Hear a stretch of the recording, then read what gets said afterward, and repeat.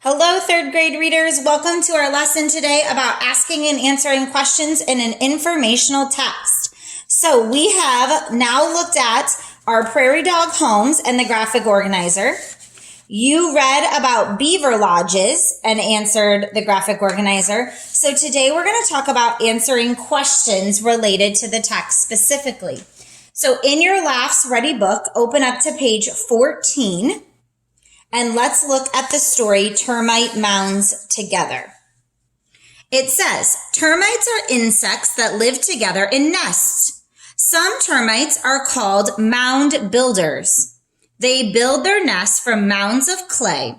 Some of these mounds are more like towers. They stand almost 35 feet tall. And here is a photograph of a termite mound tower. Mound builders are found in Africa and Australia. They are also in parts of South America. Other animals in these areas use termite mounds too. Some wait until the termites move away. Others ignore the termites and use the mound anyway. Termite mounds are usually the highest place around. Cheetahs often use the mound as a lookout point. They climb to the top of the mound. There, they keep an eye for their next meal. Sometimes the termites move on to a new nest. That's good news for many of the other animals. These animals know how to put an empty termite mound to good use. Some animals make the empty nest their new home. Mongooses are small animals in Africa. They make a hole in the mound to get inside.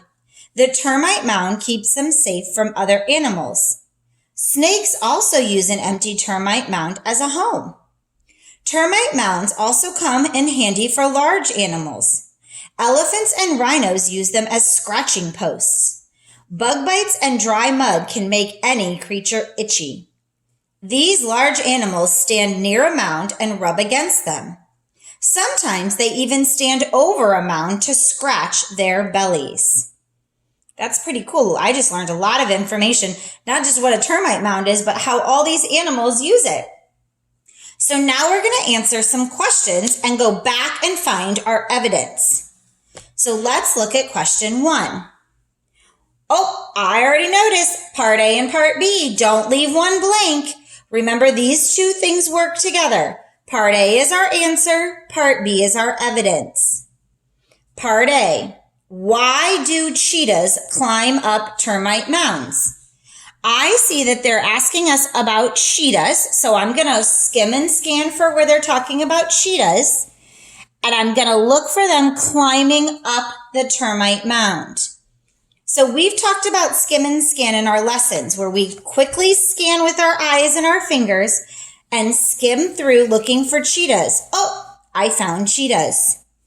Let's look about why they climb it up. It says, cheetahs often use the mound as a lookout point. They climb to the top of the mound. There, they keep an eye out for their next meal. So I know that it's talking about cheetahs using it as a lookout point. I also noticed they said climb to the top of the mound. And then it also states they keep an eye out for their next meal. So with all of that, I'm going to go ahead and come back and see which answer matches my evidence. They can see farther to find animals to hunt.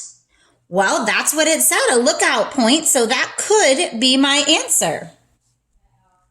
They can sleep safely on top of termite mounds. It didn't say anything about them sleeping, so I know that is not my answer. They use termite mounds as scratching posts. I do remember animals doing that, but not the cheetahs. They can call to each other more easily. Nope, it didn't talk about calling to each other. So therefore, from what I've read, I know that it meant that they can see farther to find animals to hunt. Now I'm going to come back over here and put a number 1 to show that is where I found my answer. Let's look at part B. Which sentence from the passage best supports the answer you chose for part A? So I'm going to look for a sentence from the passage. Well, we already found our sentences, so really we're just going to see which of these matches. Other animals in the areas use termite mounds too. We did not underline anything like that. There, they can keep an eye out for their next meal. I did underline that sentence when I go back, so that could be it. Some animals make the empty nest their new home. Nope, I didn't underline any evidence about that. Others ignore the termites and use the mound anyway. Nope, I didn't use anything about that. So now, because I already had found my evidence, I know that my answer is B, and it matches.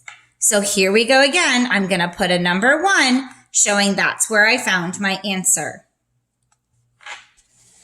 And let's go to the second question. Number 2, which question can be answered by reading paragraph 5?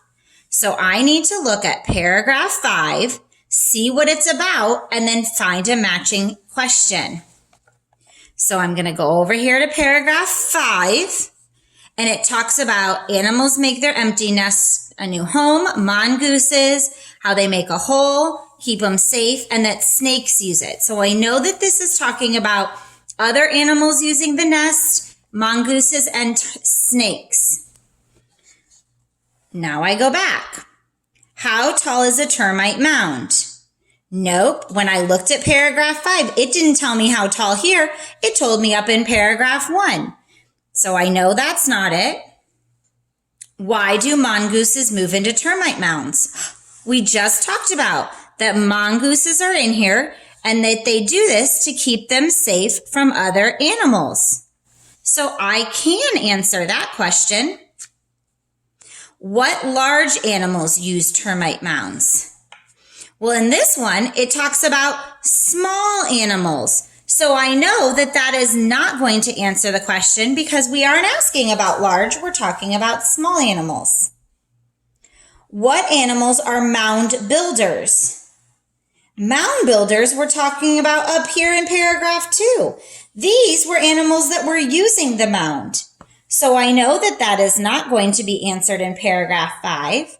Therefore, the best answer is B.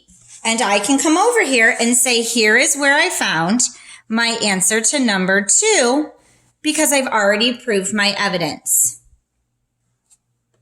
So when you are answering questions this week, it is very important that you find key elements in the question, you skim and scan, and underline your evidence.